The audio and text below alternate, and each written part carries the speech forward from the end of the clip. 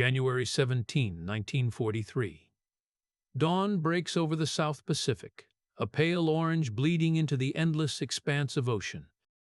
The air is crisp, almost still, but the hum of engines shatters the calm. High above, a formation of Japanese Mitsubishi A6M-0s slices through the sky, their pilots confident, even amused. Below them, a smaller, unassuming plane emerges, a Douglas A-20 Havoc. Its sleek fuselage glints in the rising sun, unremarkable at first glance. The Japanese pilots laugh, their voices carried on radio chatter. "Just another bomber," one scoffs. They close in, expecting an easy victory.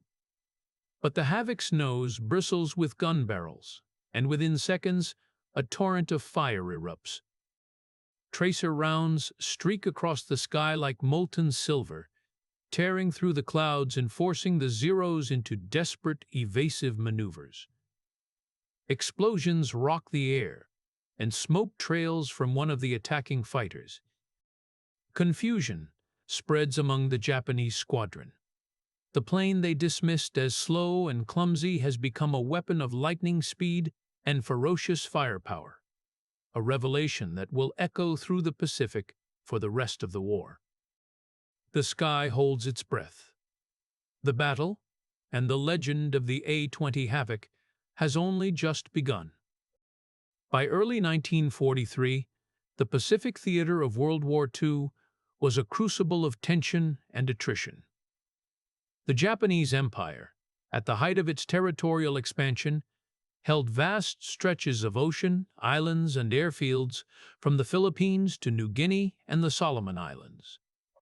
Japanese pilots, many seasoned from years of pre-war military aviation, dominated the skies. Their aircraft, particularly the Mitsubishi A6M-0, were light, highly maneuverable, and armed with lethal 20mm cannons and 7.7mm machine guns. To them, most Allied bombers seemed ponderous and vulnerable, slow-moving targets to be dispatched with ease. The United States, in contrast, was still ramping up its air presence in the Pacific. The U.S. Army Air Forces, USAAF, faced the dual challenge of long supply lines and unfamiliar terrain.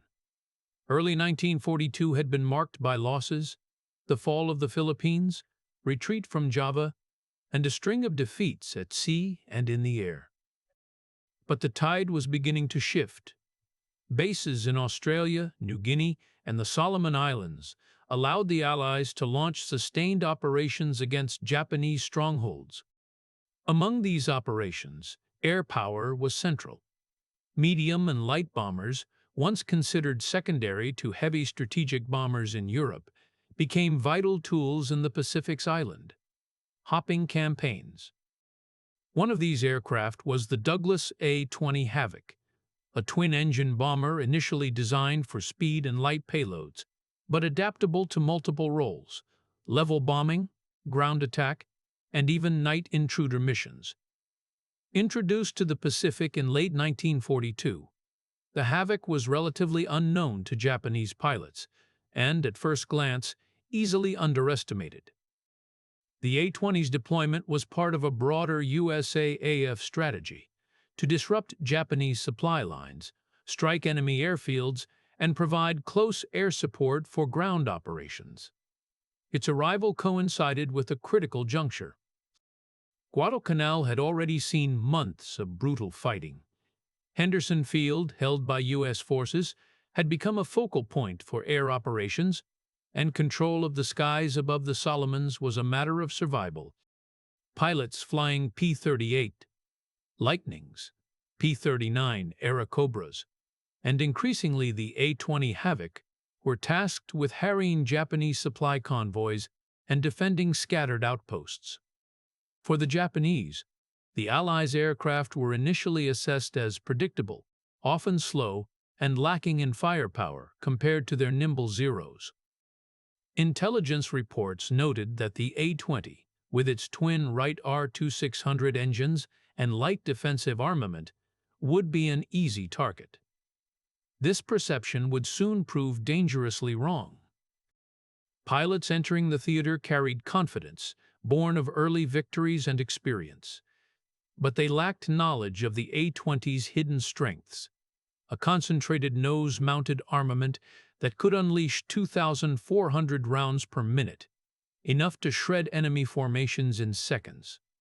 Beyond technology, the human dimension was crucial.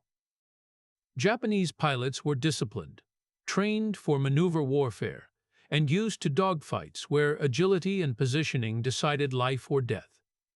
U.S. pilots, by contrast, often relied on coordinated attacks, firepower, and tactical innovation. The introduction of the Havoc began to tilt the balance in favor of raw firepower, challenging Japanese assumptions about Allied aircraft. Early missions revealed the aircraft's versatility. Its speed allowed it to evade enemy fighters in level flight or execute precise strafing runs. Crews discovered that its concentrated forward-firing armament could annihilate lightly armored aircraft and even threaten transports and cargo vessels. Unlike other bombers, the A-20 could absorb damage and continue operating, giving its crews a confidence that surprised Japanese pilots encountering them for the first time. These encounters were not just mechanical, they were psychological. The first reports of Japanese squadrons being caught off guard by the Havoc's firepower spread quickly among Allied forces. For USAAF commanders, it became clear that the A-20 could be more than a bomber. It could be a game-changer in the Pacific, capable of turning small tactical engagements into decisive confrontations. By the end of early 1943, the stage was set. The Pacific skies were crowded with aircraft on both sides, each with their strengths and weaknesses. Japanese pilots remained confident, yet the introduction of the A-20 Havoc introduced an unpredictable element. Its combination of speed, agility, and unprecedented forward firepower was about to confront Japanese assumptions head-on, and, as the first encounters would prove, challenge their supremacy in ways they had not anticipated. In the shadow of dawn patrols and reconnaissance flights, an aircraft that seemed innocuous at first glance would soon demonstrate that underestimating it could be fatal. And in those initial moments, the stage was set for the Havoc to earn its terrifying reputation. A story of speed, surprise, and a firepower so overwhelming it would leave even the most confident pilots scrambling. The Douglas A-20 Havoc had first been conceived in 1938 as a fast, light bomber capable of performing multiple roles on the battlefield. By the time it reached the Pacific, it had undergone modifications tailored to the demands of island warfare.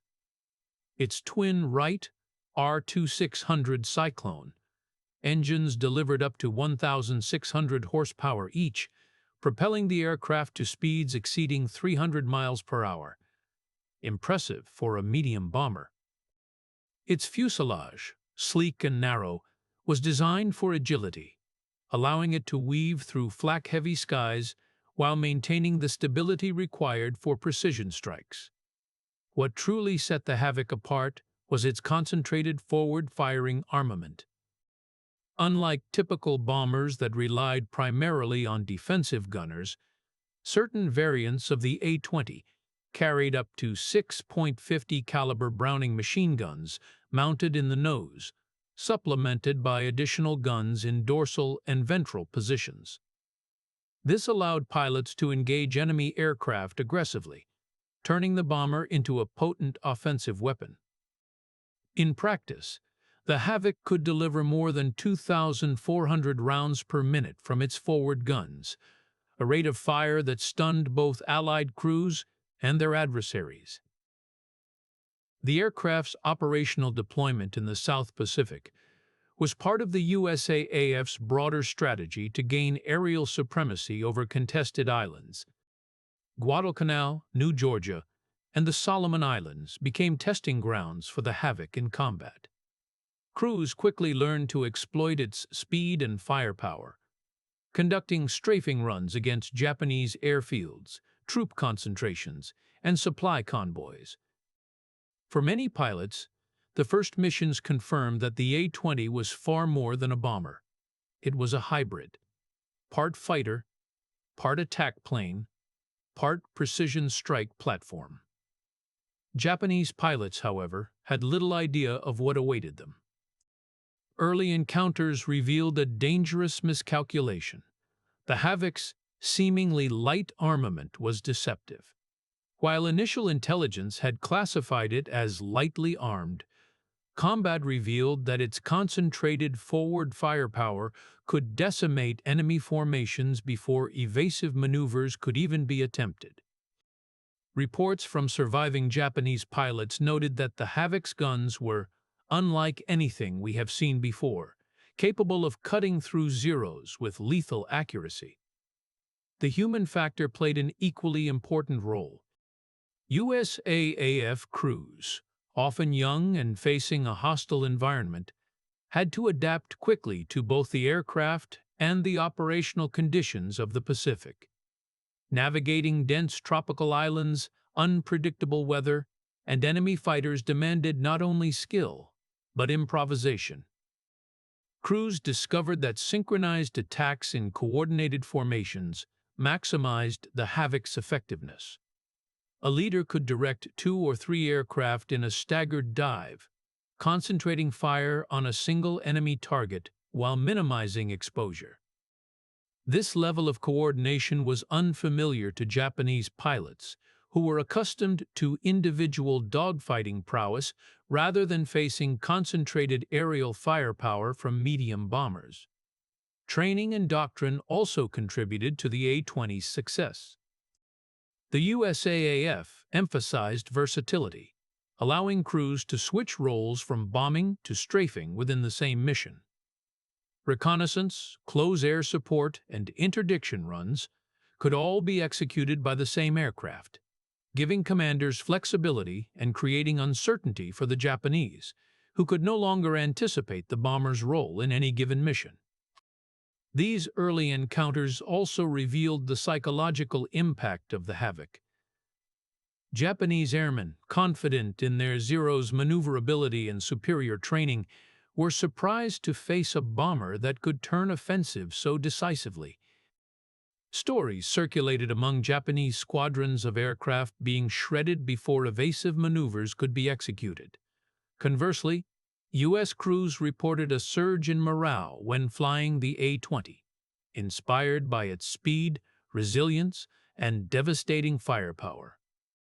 Confidence grew in the knowledge that their aircraft could survive attacks that might destroy lighter bombers and could inflict catastrophic damage in return.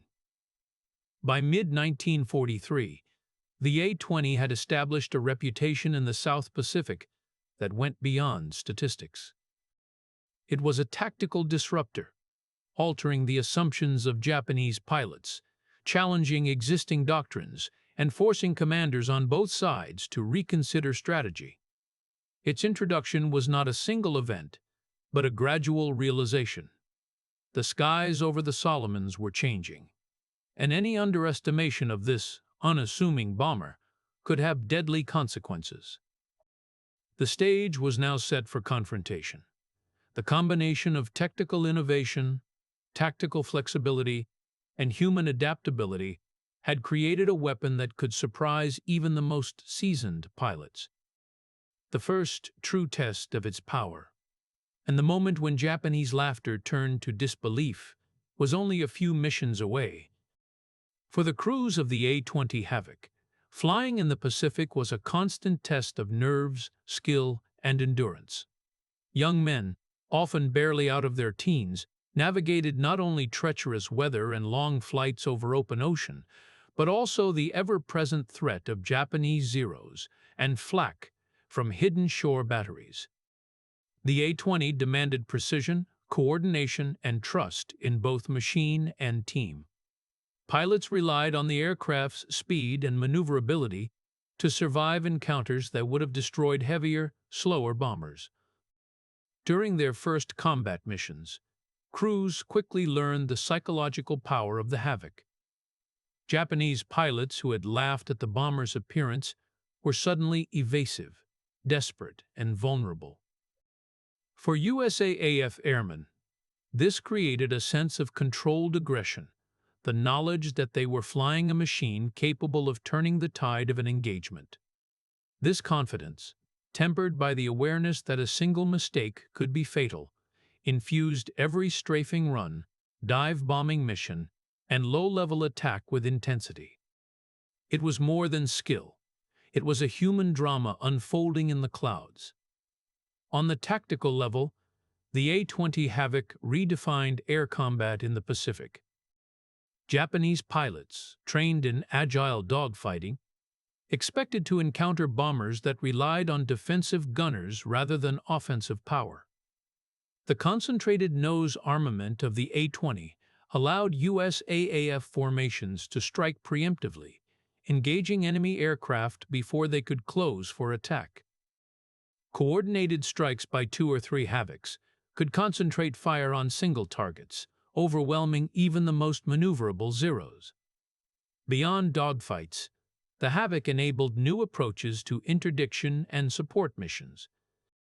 Close air support for ground forces became more effective. Strafing runs on supply convoys or isolated airfields could be executed with speed and precision. The aircraft's combination of speed, resilience, and concentrated firepower forced Japanese commanders to rethink standard patrol formations and defensive tactics. What had once been straightforward intercept missions became calculated risks, and often deadly traps for those who underestimated the Havoc. Technologically, the A-20 was deceptively formidable. At first glance, it appeared to be a conventional light bomber, twin-engine, relatively compact, with limited defensive gunnery.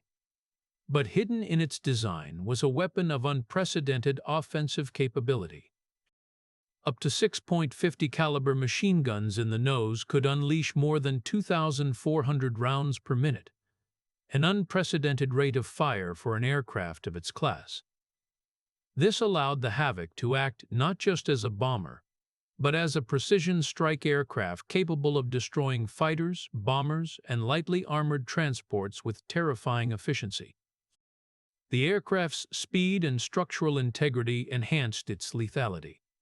Its engines allowed rapid acceleration and sustained maneuvers in combat zones, while its airframe could absorb damage that would have grounded other bombers. Crews discovered that careful use of the forward guns combined with low-level strafing runs and coordinated team attacks maximized both survivability and destructive capability. For the Japanese, this technology represented a paradigm shift. An aircraft previously underestimated had become a predator in the skies.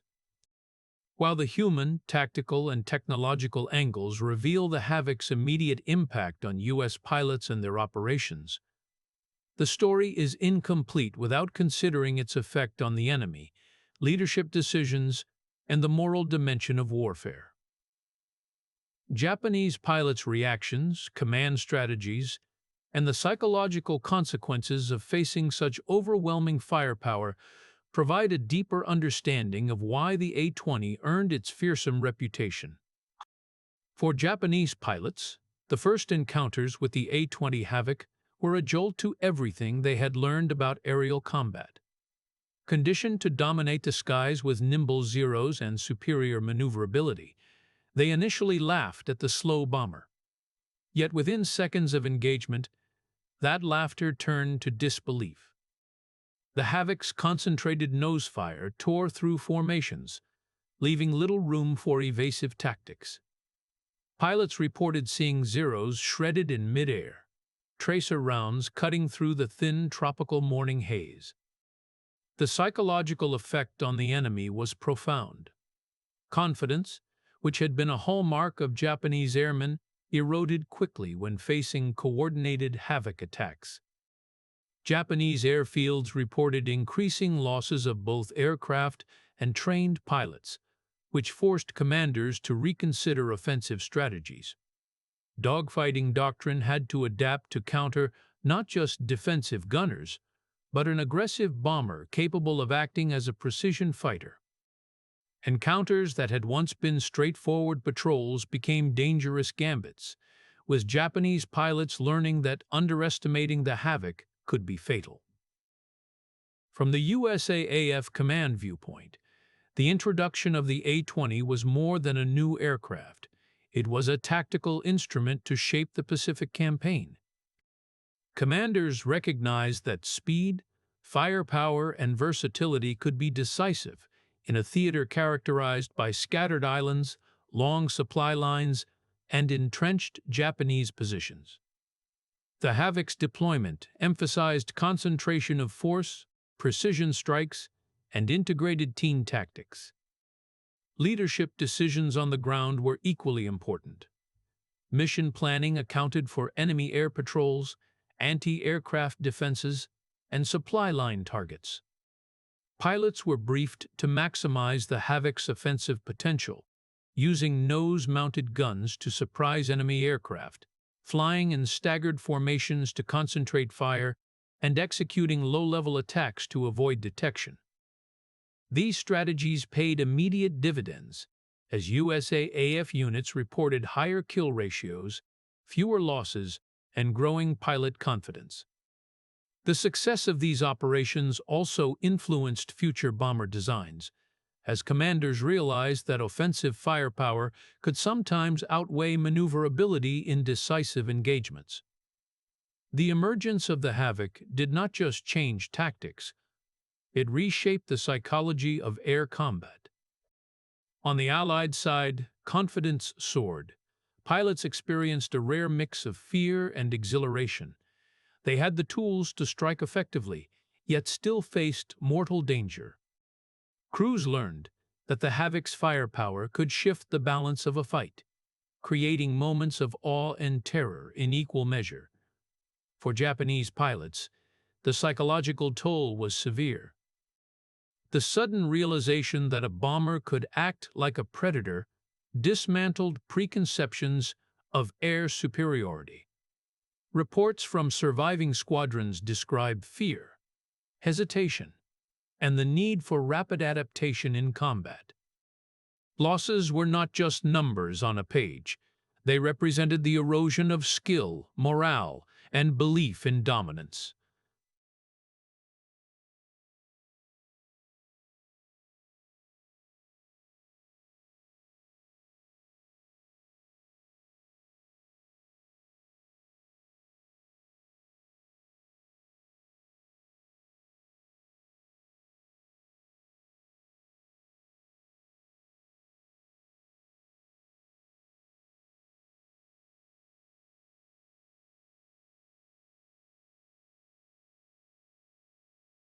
This combination of human resilience, tactical innovation, and technological advantage created a multidimensional battlefield where perception often mattered as much as firepower. Japanese pilots learned the hard way that the skies were no longer predictable. U.S. crews realized that training, strategy, and machine could converge to create lethal effectiveness. With these angles established, the narrative builds toward the defining moment, the first major engagement where the A-20 Havoc unleashed its full destructive potential. Pilots on both sides would face a confrontation that would crystallize the lessons of speed, firepower, and psychological dominance. The stage was set for a battle that would shift the Pacific Air War and cement the Havoc's reputation as a weapon that Japanese pilots had once underestimated at their peril. July 30th, 1943. The sun barely pierced the morning haze over New Georgia in the Solomon Islands. The dense jungle below concealed Japanese supply depots and airstrips, vital to the imperial forces holding the region. High above, a formation of Douglas A-20 Havocs cut through the humid air, engines roaring in tight synchrony. The pilots knew the risks. Japanese Zero patrols dominated these skies, and anti-aircraft fire from the islands had already claimed several Allied aircraft that month. Yet there was a mission to complete and a reputation to uphold. The lead A-20, flown by Captain Robert "Bob" Jenkins, approached the coordinates for a forward Japanese airstrip. From the jungle canopy, anti-aircraft bursts erupted, black puffs of flak trailing into the sky. Jenkins banked hard, dodging the first salvo, eyes fixed on the target ahead. Behind him, wingmen maintained formation, each aware of the A-20's dual role: precision bombing and lethal forward firepower. The Japanese defenders, alerted by reconnaissance planes, scrambled their Zeros, confident in intercepting what appeared to be another slow, lightly armed bomber raid. At first, the Japanese pilots advanced with their usual confidence. Lieutenant Kaito Tanaka, leading a trio of Zeros, circled above, scanning for weak points. Just another bomber, he reportedly thought. But as the A-20 formation leveled off for the approach, 6.5 caliber machine guns in the lead. Havoc's nose erupted in synchronized fury. Tracer rounds lit the sky, converging on Tanaka's formation with pinpoint accuracy. The rate of fire was staggering, 2,400 rounds per minute, and the concentrated barrage tore through the first Zero before evasive maneuvers could be completed.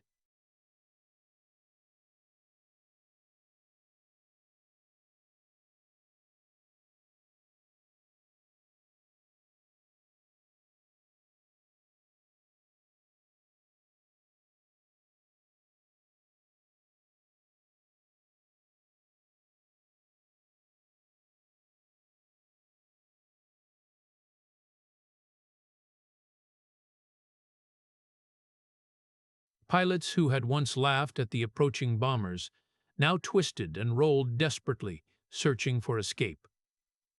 The A-20s, flying in a staggered formation, ensured that each enemy fighter faced multiple streams of concentrated fire.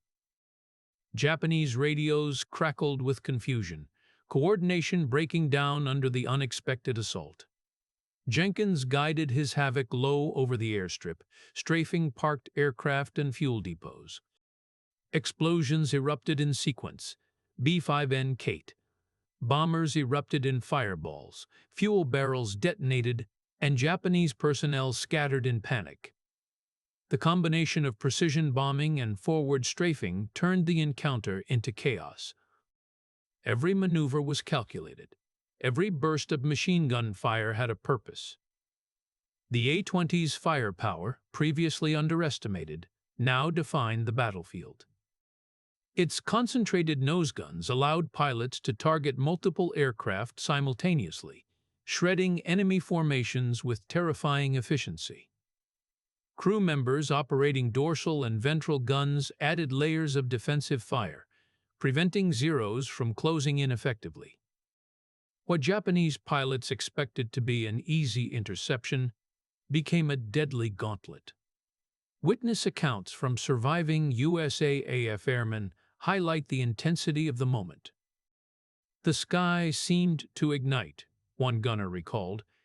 Every flash from the nose guns struck true. They didn't just dodge, they were obliterated. Even in the chaos, discipline and training shone through. A-20 crews maintained formation, communicated via hand signals and radios, and executed coordinated passes over the target. The Havoc was not only a machine of firepower, it was a platform for human precision under extreme stress. By mid-morning, the Japanese squadron had suffered crippling losses. Estimates later confirmed that 3 Zeros were destroyed and several more damaged. while the A-20s returned largely intact. The battle, brief but decisive, demonstrated the aircraft's potential to dominate the skies, not through maneuverability, but sheer concentrated force. Yet this engagement was only the opening act. The Japanese were regrouping, and reinforcements were on the way. The Havoc's true test, the point at which their unprecedented rate of fire would be fully unleashed, and their reputation cemented, was imminent. For both sides, the skies above New Georgia had become a proving ground, where tactics, technology, and human courage collided in a relentless and unforgiving dance. The battle over New Georgia escalated into a maelstrom. Japanese reinforcements, alerted by the initial Havoc assault, streamed into the sky. Lieutenant Tanaka's surviving Zeros circled warily, now fully aware that this was no ordinary bomber raid. The A-20s, however, were ready.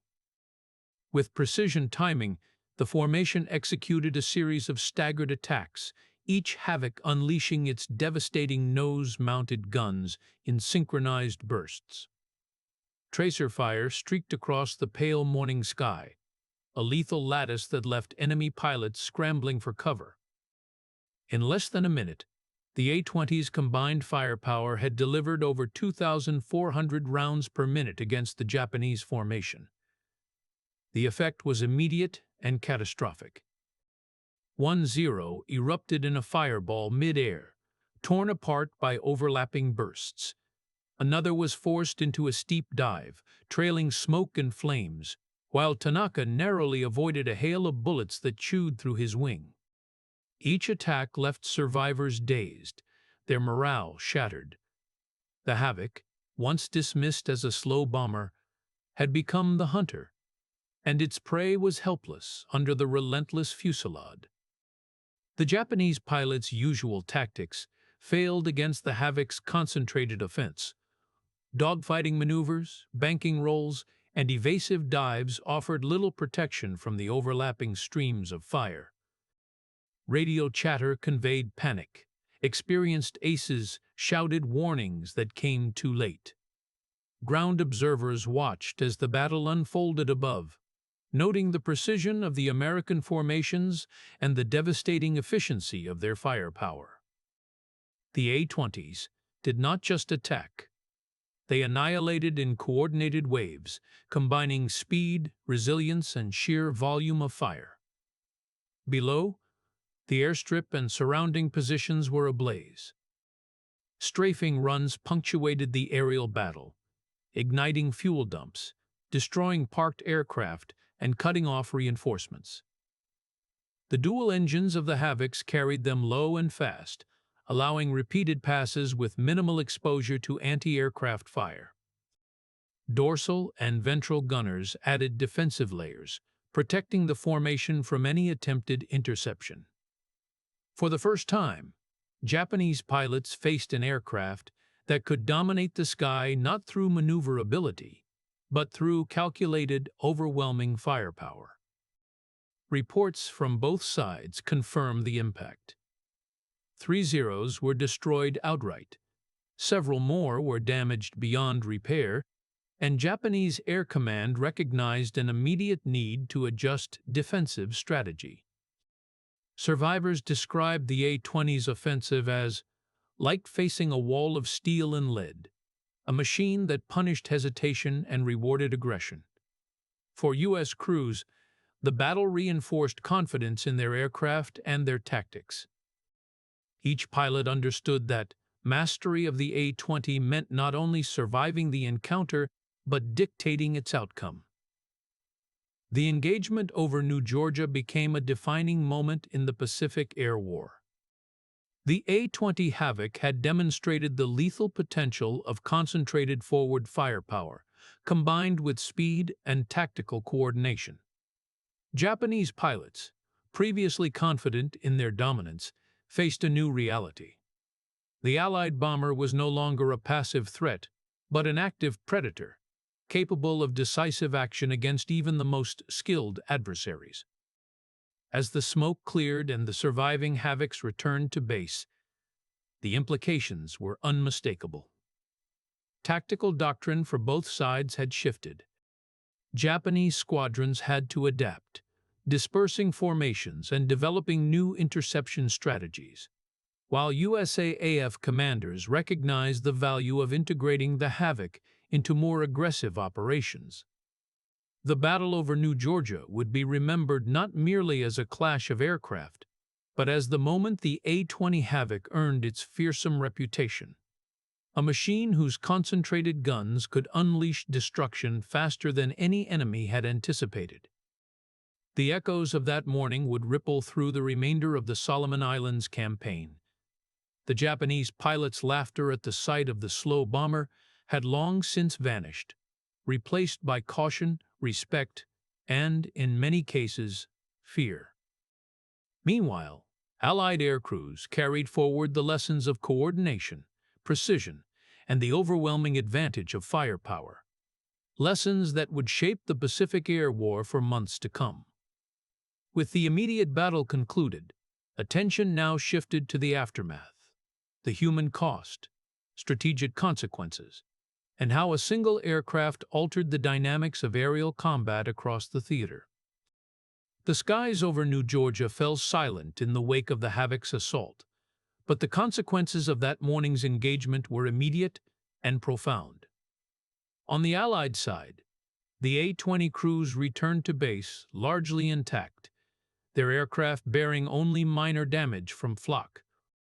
Reports detailed the destruction of Japanese aircraft on the ground and in the air, 3 Zeros destroyed, several others damaged, and multiple supply and fuel depots rendered inoperable. Casualties among Japanese airmen were significant, with many pilots killed or forced into emergency landings on isolated islands. The psychological impact, though unquantifiable, was equally severe. Confidence in air superiority had been shaken. USAAF after-action reports emphasized the effectiveness of coordinated strikes using the A-20's concentrated nose-mounted guns. Pilots' testimonies highlighted the advantage of controlled, staggered formation attacks, where each aircraft's firepower complemented the others.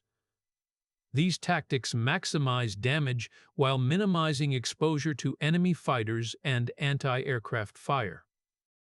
For commanders, the battle confirmed that the Havoc was more than a bomber. It was a tactical force multiplier, capable of disrupting enemy formations, decimating airfields, and supporting ground operations with unprecedented efficiency. For Japanese forces, the shock was immediate. Squadrons previously confident in their ability to intercept Allied bombers were forced to reevaluate standard operating procedures. Lieutenant Tanaka's reports, filed after the engagement, described the bewildering speed and concentrated firepower of the A-20. His squadron's losses underscored a harsh lesson. Underestimating the aircraft, as they had done initially, could lead to catastrophic results. Commanders on nearby islands began adjusting patrol routes, staggering flight schedules, and increasing the use of defensive flak in anticipation of further Havoc missions.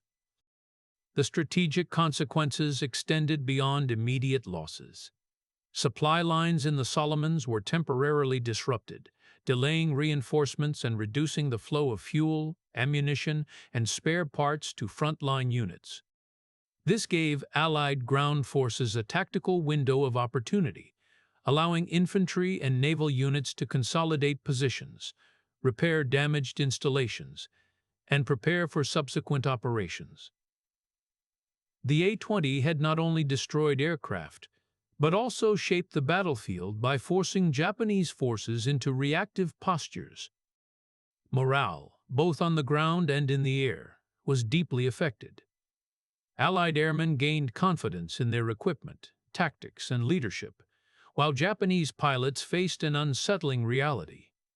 Allied aircraft could now dominate engagements without relying solely on numbers or maneuverability. Reports from surviving Japanese airmen indicated a newfound caution, even hesitation, when approaching areas where the Havoc was known to operate. Fear, respect, and disbelief replaced the casual confidence that had defined their early war campaigns. The battle also influenced subsequent mission planning. USAAF commanders expanded Havoc deployment across multiple island bases, using lessons from New Georgia to improve coordination, formation strategies, and targeting of high-value objectives. Air crews trained intensively on precision strafing and low-altitude approaches, refining techniques that had proven decisive in the engagement. The combination of human skill, technical innovation, and tactical doctrine became a blueprint for future operations in the Solomon Islands and beyond. By the end of July 1943, the legend of the A-20 Havoc had begun to take root. What had started as a single, underestimated bomber had become a symbol of concentrated firepower and tactical innovation. Japanese pilots and commanders alike would remember New Georgia not as a routine engagement, but as a turning point, a moment when the skies themselves seemed to favor the Allies. The immediate aftermath, though centered on aircraft losses and tactical lessons, set the stage for longer-term consequences. Shifts in strategy, changes in aircrew morale, and a re-evaluation of air combat doctrine in the Pacific theater. These developments would define the coming months of aerial warfare and shape the campaigns that followed.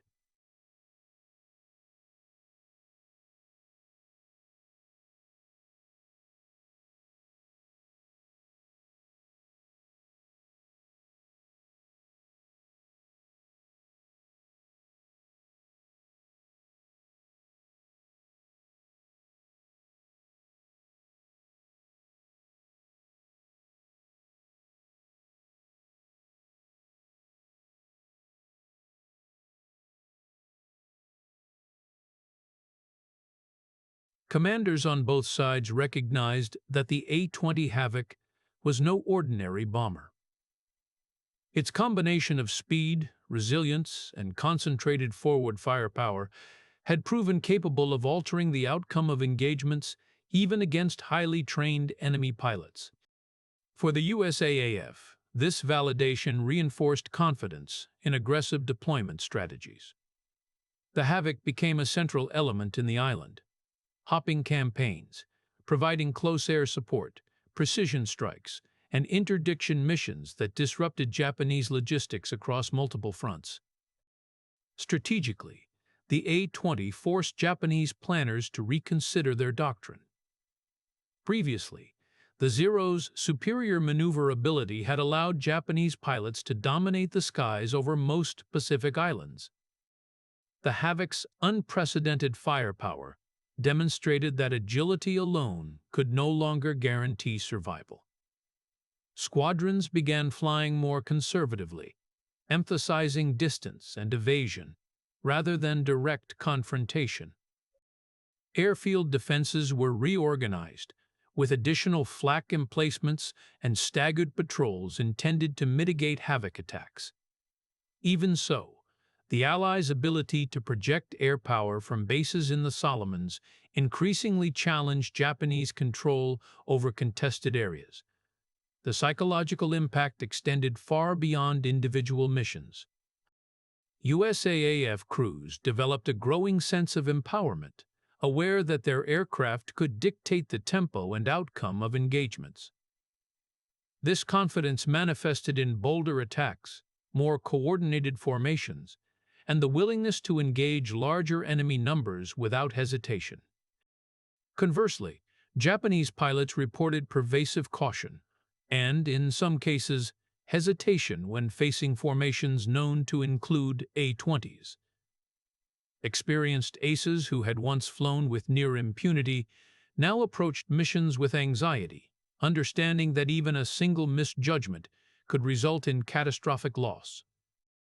The Havoc's effectiveness also influenced Allied leadership decisions. USAAF commanders began integrating the aircraft more widely, pairing it with P-38 Lightnings and other escort fighters to create combined arms air operations. Its versatility allowed for rapid adaptation to varying mission types, bombing airstrips, attacking supply lines, or providing direct support for advancing infantry. This flexibility gave Allied forces operational superiority in key campaigns, allowing them to isolate Japanese positions and maintain the initiative across the Solomon Islands. On the Japanese side, the confrontation at New Georgia served as a wake-up call. Tactical adjustments, while implemented quickly, could not fully compensate for the Havoc's disruptive presence. Pilots had to train for evasive maneuvers against heavier and more concentrated fire, while commanders reallocated resources to bolster air defense and protect vital supply routes. Despite these efforts, the momentum had shifted. The psychological edge, once dominated by Japanese pilots' confidence, had swung toward the Allies, and the A-20 had emerged as a symbol of that shift. The long-term implications were equally significant. The reputation of the Havoc spread throughout the theater, influencing future encounters in the Bismarck Archipelago, Bougainville, and beyond. It set a precedent for integrating firepower, speed, and tactical coordination in medium bombers, lessons that would inform Allied aircraft design and deployment for the remainder of the war.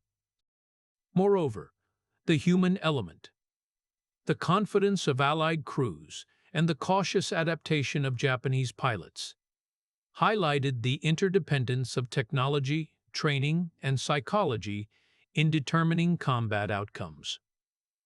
By the end of 1943, the New Georgia engagement had become emblematic of the evolving air war in the Pacific. The A-20 Havoc had proven that innovation, when coupled with human skill and strategic foresight, could redefine battlefield expectations. Its concentrated firepower, previously underestimated, had left an indelible mark on both sides, instilling fear and respect in the enemy while empowering its operators to confront danger with calculated aggression. As the smoke of New Georgia faded into memory, one fact became undeniable. The Havoc had transformed the calculus of air combat. Its legacy would echo not only through subsequent battles, but also through the evolving doctrines of air warfare. And with this shift established, the story now moves toward quiet reflection. A moment to consider what this remarkable aircraft, its crews, and their encounters meant for history, technology, and humanity itself. The A-20 Havoc's emergence over the Solomon Islands was more than a moment of tactical brilliance. It was a turning point in the understanding of air combat itself. A machine once dismissed as slow and vulnerable became an instrument of precision, speed, and overwhelming firepower. Its concentrated guns, capable of unleashing 2,400 rounds per minute, reshaped the skies and redefined what a bomber could achieve. Yet beyond the statistics and explosions, the story of the Havoc is a story of human adaptation, courage, and the thin line between fear and mastery. For the young men in its cockpits, the aircraft was both protector and weapon. They faced a relentless enemy, daunting terrain, and the constant uncertainty of survival. Each mission demanded focus, discipline, and trust, in the machine and in each other. The psychological weight of combat, coupled with the empowering potential of the Havoc's firepower, forged a generation of airmen whose skill and bravery would resonate far beyond the Solomons. On the other side, Japanese pilots learned a humbling lesson about underestimation. Confidence alone could not compensate for the sudden emergence of a new threat. The Havoc forced adaptation, recalibration, and respect for the evolving technology and tactics of the Allies.